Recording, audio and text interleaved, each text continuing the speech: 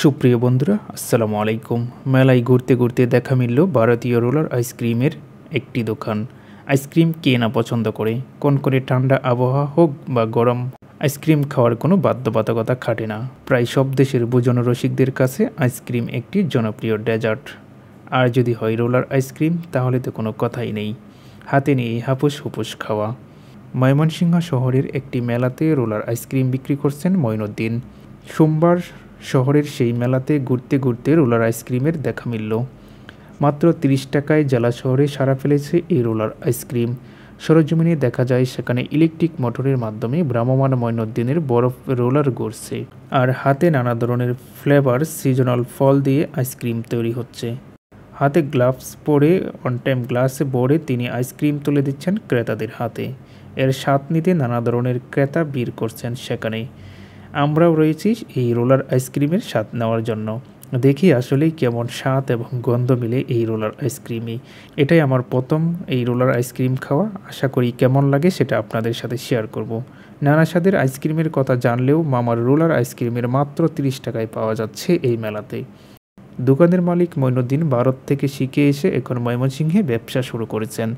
School শেষে তার ব্যবসাতে তার মেয়েও রিমা আক্তার সেখানে তার বাবাকে সহযোগিতা করেন। আইসক্রিম বিক্রেতা মঈনুদ্দিন জানান, ৩০ থেকে ৪০ কেজি জমাট বরফ প্রথমে ভেঙে রোলার সিলিন্ডারে ভরেন। তারপর রোলার ঘোরাতে ঘোরাতে তার উপর দেওয়া হয় তরল মলাই। ঠান্ডা মলাই জমতে জমতে শুরু করলে তার উপরে কলা, আপেল, ডালিম, লেবু, ড্রাগন ফল, মাল্টার প্রলেপ দেওয়া হয়। প্রলেপ ঘুরতে ঘুরতে একটা পর্যায়ে চামচ বা ছুরি দিয়ে চেঁচে পরিবেশন করা হয় ক্রেতাদের সামনে। পরিশেষে আসলে এর স্বাদ নিয়ে বলতে চাই, এটা যেহেতু বরফ দিয়ে তৈরি করা, যার কারণে অতিরিক্ত ঠান্ডা ছিল। আমার ঠান্ডা জাতীয় জিনিস একটু কম পছন্দ অন্যান্য এর চেয়ে। তবে এর ফ্লেভার এবং এর গন্ধ, যেহেতু বিভিন্ন ফল দিয়ে বিভিন্ন ফলের মিশ্রণে এটা তৈরি, তাই সেই ফ্লেভারটা খুবই চমৎকার ছিল এবং খুবই সুন্দর ছিল। আমার কাছে অনেক ভালো লাগছে। আপনারা এই রোলার আইসক্রিমটি খেয়ে দেখতে পারেন, আশা করি আপনাদের ভালো লাগবে।